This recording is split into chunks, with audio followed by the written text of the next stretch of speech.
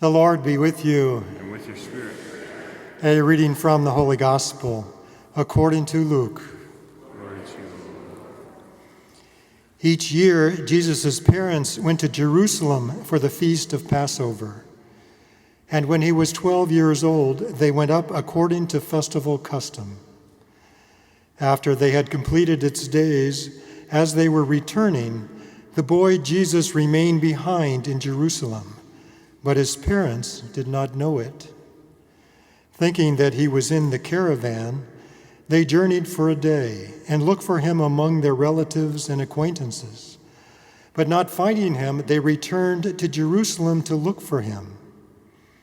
After 3 days, they found him in the temple, sitting in the midst of the teachers, listening to them and asking them questions.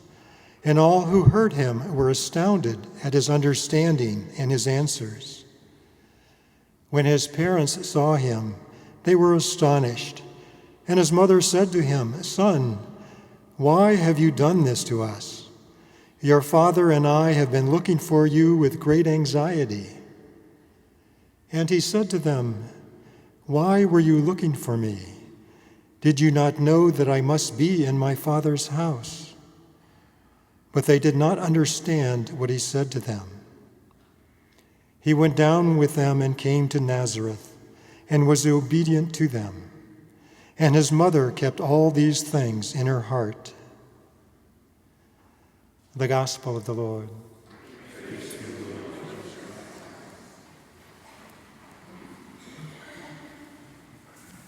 Good morning. Welcome to our live streamers. You know, a recurring theme in every Christian life is that of losing God and then eventually finding him again.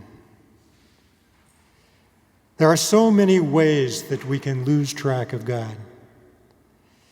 There's the distraction of continuous news feeds and pop-up messages from our digital connections.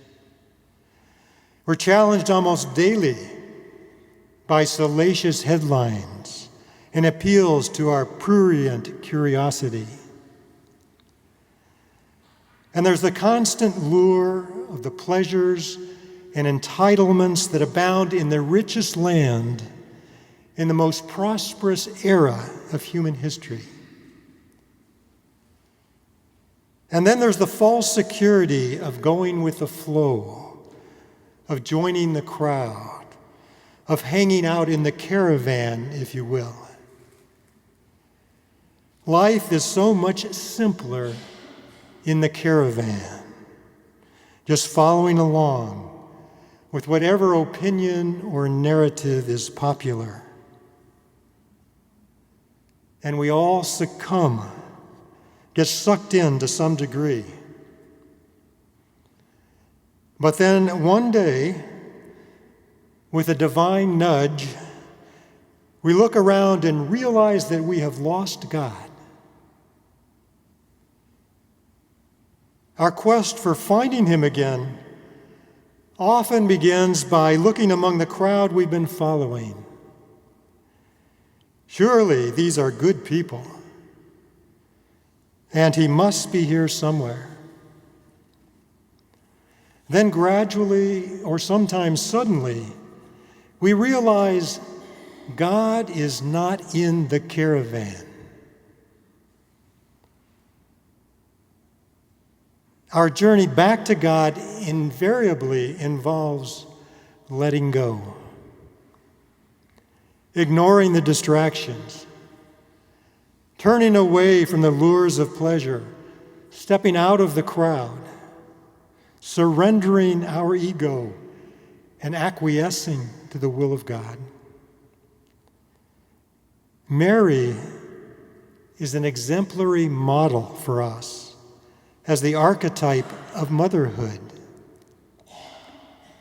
Mothers are naturally tethered to their offspring, physically in the womb, and emotionally as infants.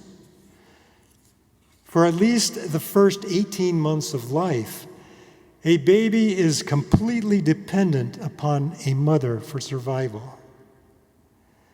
Mothers feed and clothe, and safeguard and teach, and in countless other ways nurture that infant.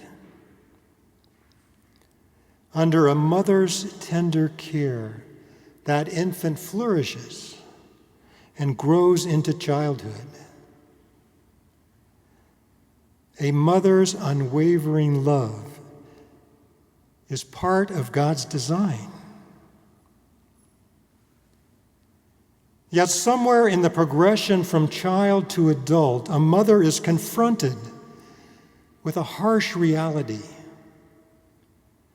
God has a plan for her child, and she must let go. The purpose of all her nurturing is not to forever keep that child in a protective bubble.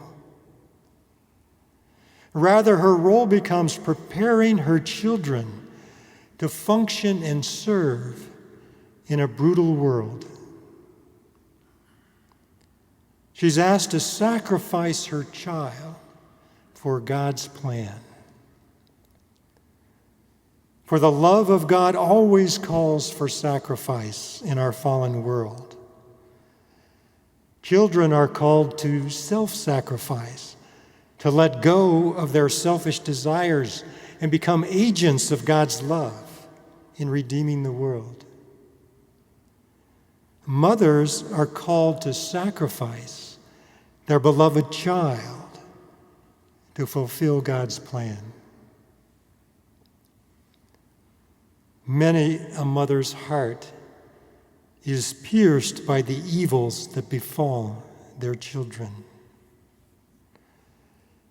Perhaps if there is any greater love than to lay down one's life for another, it would be a mother's sacrifice in giving her beloved child for the life of the world. We all lose track of God from time to time.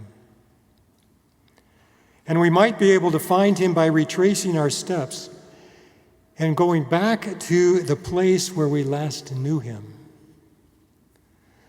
But we can be assured of finding him in his Father's house, here in the Eucharist. He's present here with unwavering love, like a mother's love, always longing to safeguard and nurture his beloved children.